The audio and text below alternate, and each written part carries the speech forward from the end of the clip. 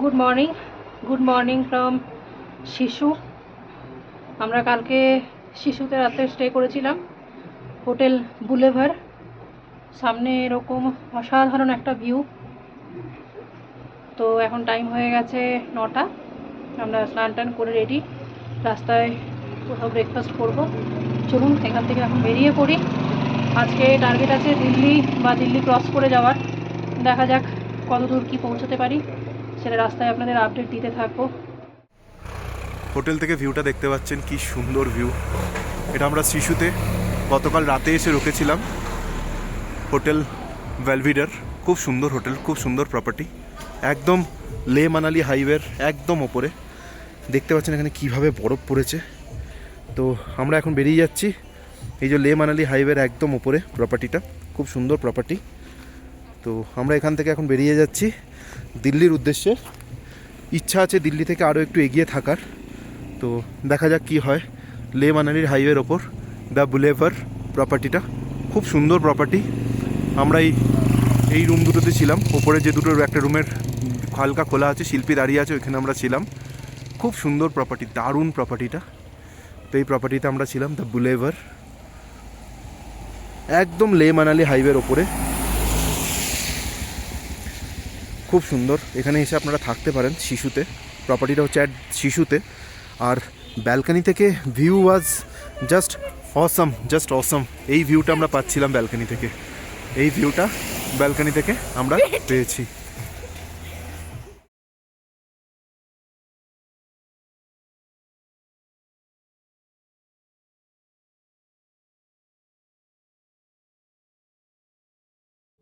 এই জায়গাটার কথা কি সুন্দর ভিউ, দুদিকে হলুদ রঙের গাছ। এটার কথা কি সুন্দর।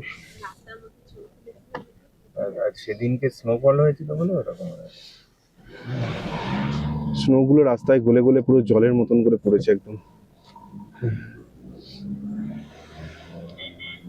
শিশু, আমরা এখন শিশু থেকে বেরিয়ে যাচ্ছি। সোজা আমরা অটল টানেল হয়ে মানালি প্রবেশ করব।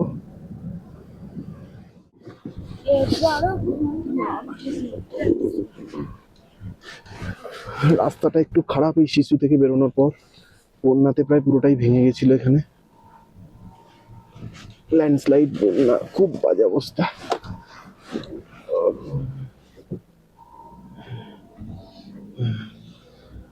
নৈসর্গিক সৌন্দর্যতা, তার মাঝে এরকম রাস্তা মাঝে মাঝে আসছে। ওভারঅল রাস্তা খারাপ নয়, ভালোই।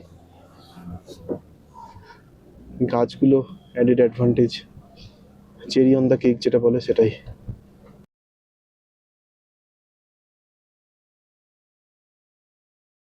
হিমাচলের ভিউ কিন্তু অসম্ভব সুন্দর। পাহাড়ের উপরে এই গাছগুলো দারুণ লাগছে। লে মানালি হাইওয়েতেই রয়েছি। শিশু সারিয়ে এখন আমরা সোজা এগিয়ে চলেছি।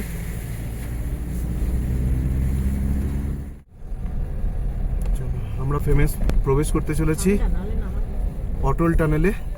রোটাং পাস, যেটা রোটাং পাসকে করে দিচ্ছে অটল টানেল। এই ওপরে রোটাং পাস দিয়ে আগে যেতে হতো, এখন আমরা ফেমাস অটল টানেল দিয়ে প্রবেশ করছি। নর্থ পোর্টাল অটল টানেল দিয়ে প্রবেশ করছি। এই যে আপনারা দেখতে পাচ্ছেন নর্থ পোর্টাল অটল টানেল। 10,075 ফিটে এই অটল টানেল। বিশ্বের সব থেকে উঁচু টানেল এটাই এখন অবধি। অল্টিটিউডে হাইয়েস্ট অল্টিটিউডের টানেল এটা, এবং এটা লংগেস্ট টানেল ইন্ডিয়াতে। আমরা অটল টানেলের ভেতর দিয়ে যাচ্ছি এই মুহূর্তে। এখানে স্পিড লিমিট দেওয়া আছে 40।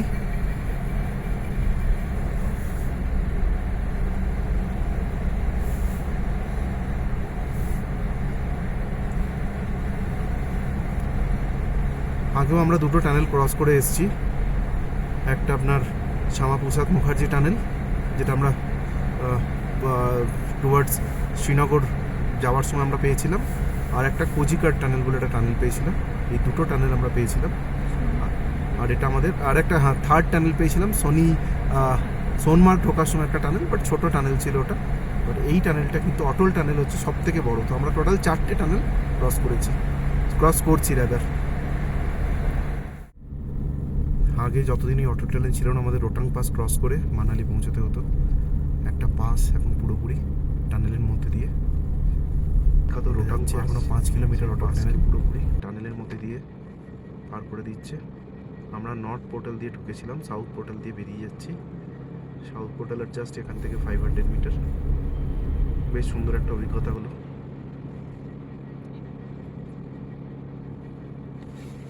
বেশ সুন্দর একটা অভিজ্ঞতা হলো। এতদিন আমরা শুধু ফটোতেই দেখতাম অটল টানেল। তো আমরা বেরিয়ে পড়লাম অটল টানেল থেকে, নর্থ পোর্টাল দিয়ে ঢুকে সাউথ পোর্টালে। এখন আমরা দাঁড়িয়ে আছি, ভিউটা জাস্ট অসাধারণ।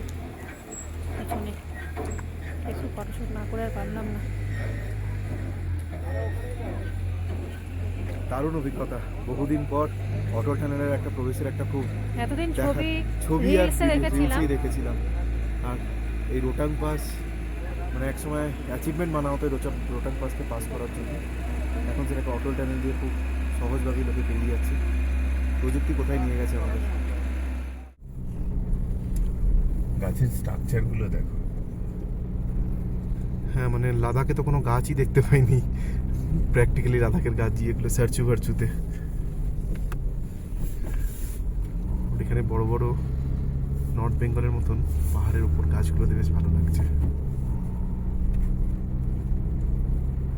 রাস্তার কয়েক জায়গায় বেশ ভাঙা। বন্যার ফলে এখানে প্রচুর ক্ষতি হয়েছে। ডাউনহিল একটার পর একটা ডাউনহিলে নেমে চলেছি। সামনে দেখাচ্ছে Solang valley 10 kilometre, Manali 24 kilometre, Kullu 63, Mandi Shimla Delhi 577। আমরা সোলাং ভ্যালিতে ব্রেকফাস্টটা করে নেব।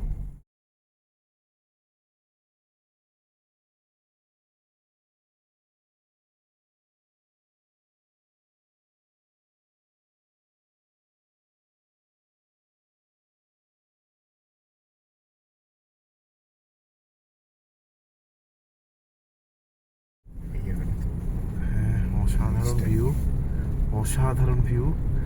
বিয়াস রিভার আমাদের পাশে বয়ে ডান দিক দিয়ে বয়ে চলেছে। এই বিয়াস রিভারের ভয়ঙ্কর রূপ আমরা কিছুদিন আগেই দেখেছি। পুরো মানালিকে, এই অঞ্চলটাকে পুরো ধ্বংস হয়ে যাচ্ছিল মোটামুটি বিয়াস রিভার। এখন নদীটাকে দেখে মনে হচ্ছে কত শান্ত, জলই নেই, কিছুই নেই।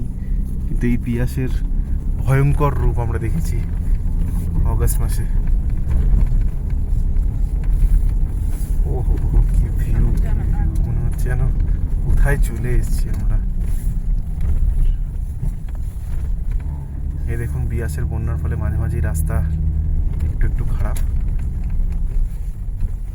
কিছু করার নেই। রাস্তাগুলো সব ওয়াশ আউট হয়ে গেছিল রাস্তাগুলো, কমপ্লিট রাস্তাগুলো ওয়াশ আউট হয়ে গেছিল।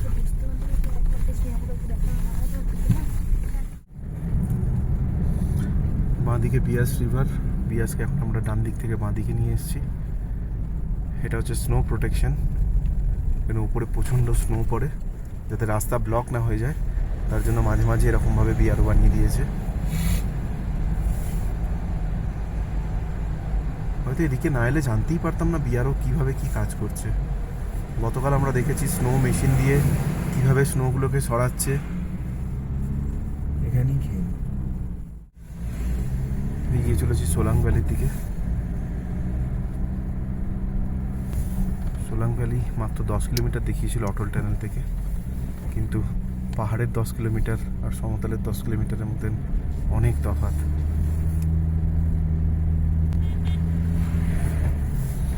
ভিউটা দেখুন, জাস্ট ভিউটা দেখুন, হোয়াট এ ভিউ। হ্যাঁ, লাদাখের ভিউ একরকম, হিমাচলের ভিউ একরকম, পুরো ভিউটাই চেঞ্জ হয়ে গেল। লাদাখে অন্যরকম ভিউ দেখে এসেছি, এখানে অন্যরকম ভিউ দেখছি। বরফ দু জায়গাতেই ছিল, কিন্তু গ্রিনারিটা হিমাচলে অনেক বেশি। তো আমরা সোলাং ভ্যালিতে এসে ব্রেকফাস্টের জন্য একটা ব্রেক নিলাম। এখানে এরকম প্রচুর স্টল টাইপের আছে, মোমো, ম্যাগি, পাস্তা সবই পাওয়া যাচ্ছে। তো মোমো, ব্রেড পকোড়া এসব দিয়ে আমরা ব্রেকফাস্ট সারলাম। এটা হচ্ছে সোলাং ভ্যালি। আর পিছনে অ্যাডভেঞ্চার ক্যাম্প টাইপের রয়েছে, এরকম গাড়ি, এটিভি রাইড, ঘোড়া, তো এসব রয়েছে। দেখাচ্ছি, ভিউটা বেশ সুন্দর। অ্যাডভেঞ্চার পার্ক টাইপের রয়েছে।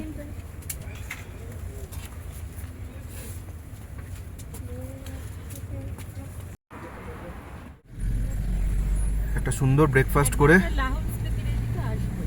হ্যাঁ সুন্দর ব্রেকফাস্ট করে আমরা এগিয়ে চলেছি। মানে এরকম একটা জায়গাতে ব্রেকফাস্ট খুব খুব ভালো। হোটেলে তো ব্রেকফাস্ট অনেক সময় হয়, কিন্তু রোড সাইড লোকাল ফুড, এই ব্রেকফাস্টগুলো দারুণ লাগে। সবাই খুব খুশি ব্রেকফাস্টে। Not only the food but the ambience.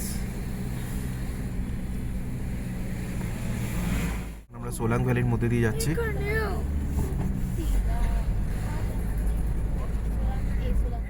একটা ব্রিজ ক্রস করছি বিয়াস রিভারের ওপর দিয়ে। বিয়াসকে দেখে কত শান্ত মনে হচ্ছে।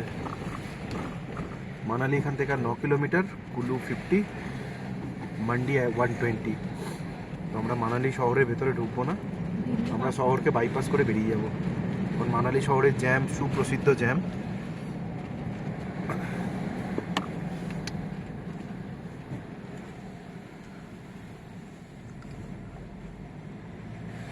ও কি সুন্দর কটেজটা, কি সুন্দর বাড়িটা, পাহাড়ের ধাপে ধাপে, খুব সুন্দর লাগে এগুলো।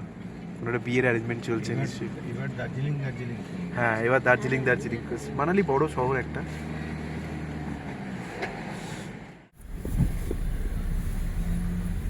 বাবা, একদম বিয়াসের ধার ধরে ধরে চলেছি এবার।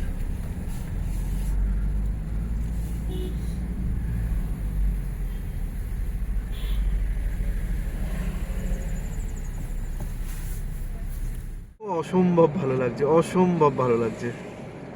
কি ভিউ! মানালি পৌঁছে গেছি। হ্যাঁ, আমরা মানালি জাস্ট ক্রস করছি। মানালি শহর ডান দিকে, পুরো শহরটা ডান দিকে। আমরা মানালি ক্রস করে ডান হাতে বিয়াস রিভারকে রেখে আমরা এগিয়ে চলেছি। দারুণ লাগছে, দারুণ লাগছে। মানালির সিনিক বিউটি। মানালি আমার এর আগে আসা হয়ে ওঠেনি, কিন্তু পাহাড়ের গায়ে গাছগুলো, মানে তার উপরে স্নোপিক মাউন্টেন, ও হো হো, এক্সেলেন্ট এক্সেলেন্ট। এই রাস্তাটা পুরোটা ভেঙে গেছিল। কিভাবে এখনো বিআরও কাজ করে যাচ্ছে, কিভাবে বানিয়েছে রাস্তাটাকে দেখো।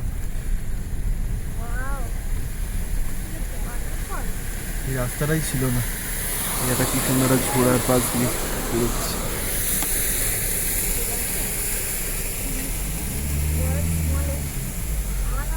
বাবা, কি ধস নেমেছে, কি বিভৎস ধস নেমেছে দেখো। বিয়াসের বন্যাতে পুরো জায়গাটাই ধস নেমে ভেঙে গেছিল। জাস্ট দেখুন কি বিভৎস ধস। গাছগুলো সব কোনো রকমের দাঁড়িয়ে আছে। এত বৃষ্টি হয়েছিল, পাহাড়ের ওপর থেকে জল নেমেছে, সেই জলে সবই ভেসে গেছিল প্রায়। পুরো রাস্তাটাই।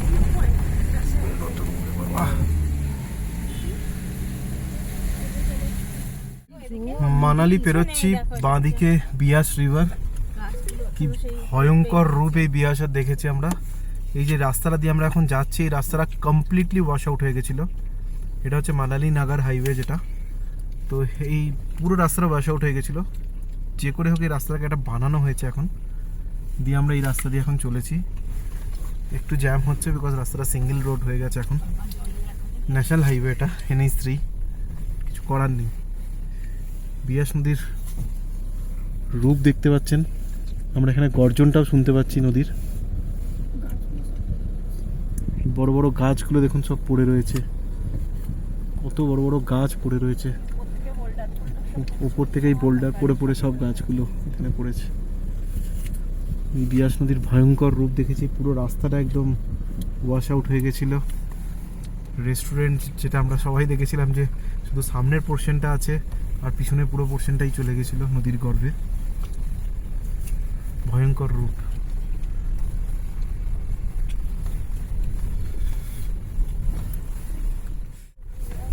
এই দেখুন দিল্লি মানালি রোডের অবস্থা। আর এই ফেমাস হোটেলটা বোধহয় সবাই দেখেছিলাম, যে হোটেলটা অলমোস্ট নদীর গর্ভেই চলে যাচ্ছিল। যে করে হোক হোটেলটাকে বাঁচানো হয়েছে। কি অবস্থা দেখুন, এই পাথর দিয়ে দিয়ে দিয়ে দিয়ে এটাকে বাঁচানো হয়েছে। বিয়াস নদীকে এখন দেখে মনে হচ্ছে ছোট্ট একটা নালা, কিন্তু এই বিয়াসেরই ভয়ঙ্কর রূপ আমরা দেখেছি। রাস্তা বলতে কিছু নেই, মানে জাস্ট কিছু নেই।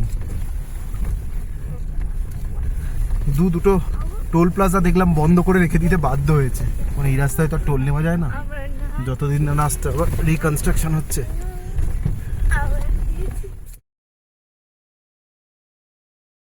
সুন্দর রাস্তাটা দেখতে। আমরা কুল্লু ঢুকে, কুল্লু ছাড়িয়ে কাসোল ছাড়িয়ে এখন আমরা টুয়ার্ডস মান্ডির দিকে যাচ্ছি।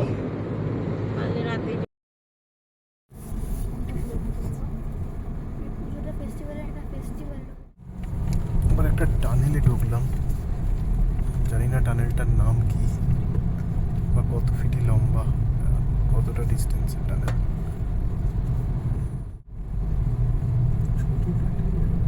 আশা করি ছোট টানেল এটা।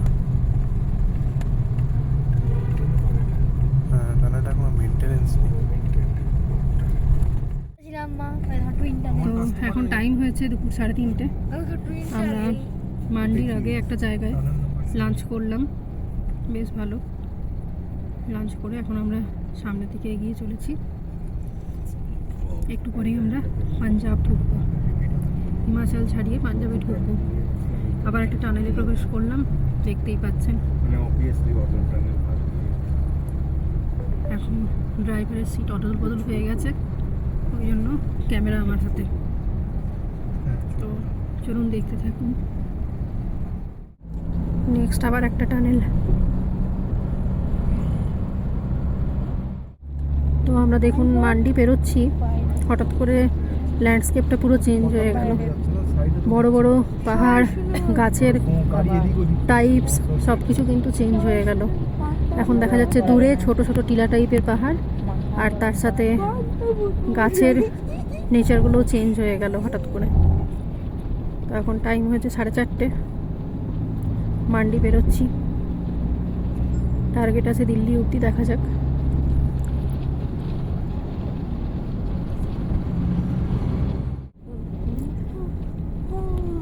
তো চণ্ডীগড় এখান থেকে দেখাচ্ছে আর 100 কিলোমিটার।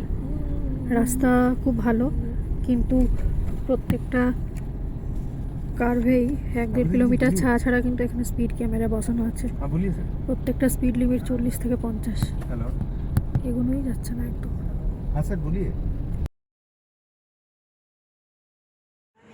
তো পাঞ্জাব ঢুকে আমরা একটু দাঁড়িয়ে পড়লাম একটু চা খাওয়ার জন্য।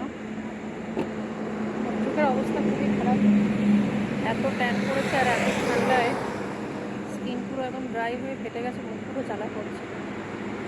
যাই হোক,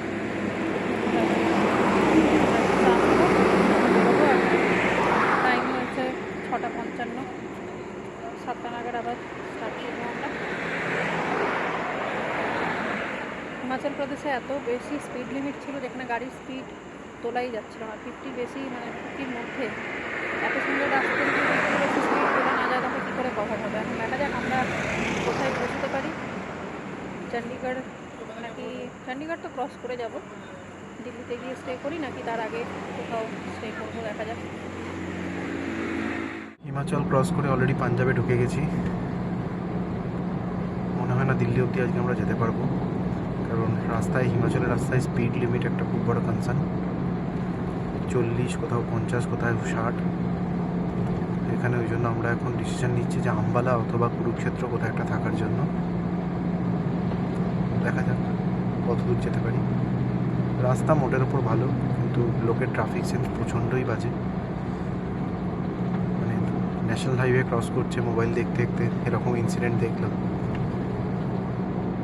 জিনিসগুলো একটু যদি ঠিক করা যায় তাহলে বোধহয় অনেকটা বেটার হয় যারা আমরা ট্রাভেল করি তাদের জন্য।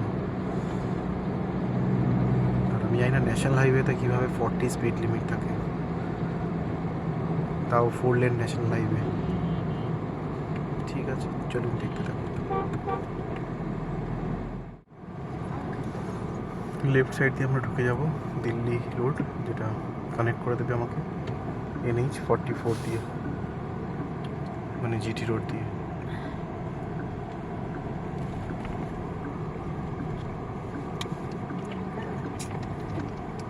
আমরা লেফটে জাস্ট টার্ন নেবো, লেফট টার্ন নিলে আমরা NH 44 কানেক্ট করে যাব।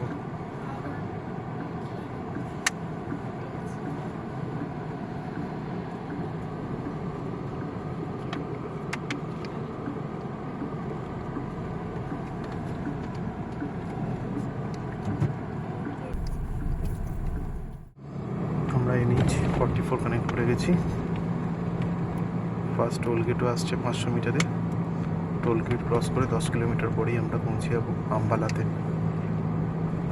আজকে রাতে আমরা আম্বালাতেই স্টে করছি। তো আমরা পৌঁছে গেছি আমাদের আম্বালার হোটেল গোল্ডেন অর্কিড। খুব সুন্দর হোটেল, রেটও একদম রিজনেবল। আমাদের জাস্ট নাইট স্টের জন্য দরকার, আমরা সকালবেলায় বেরিয়ে যাব। বিশাল বড় রুম, এত বড় রুমের দরকারও ছিল না, বাট ঠিক আছে। হাইওয়ের ধারেই একদম, একটুখানি লেফট নিয়ে সার্ভিস লেনের মধ্যেই এই হোটেলটা।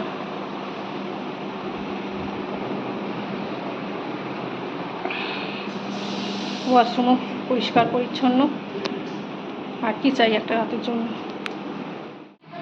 এখানে একটা কাচের ডোর আছে, স্লাইডিং টাইপের আছে, ওপেনেবল না। এখান থেকে হাইওয়ে দেখা যাচ্ছে, ওই যে হাইওয়ে দিয়ে গাড়ি যাতায়াত করছে, হাইওয়ের একদম সাইডে। শুধু একটু লেফট টার্ন নিয়ে একটা সার্ভিস লাইন নিতে হবে। ভালো, বেশ স্পেশিয়াস। তো এই ছিল আমাদের আজকে শিশু থেকে আম্বালা অবধি জার্নি। পুরো ভিডিওটি দেখে অবশ্যই কমেন্ট করে জানাবেন ভিডিওটি কেমন লাগলো, আর ভিডিওটি দেখার জন্য ধন্যবাদ।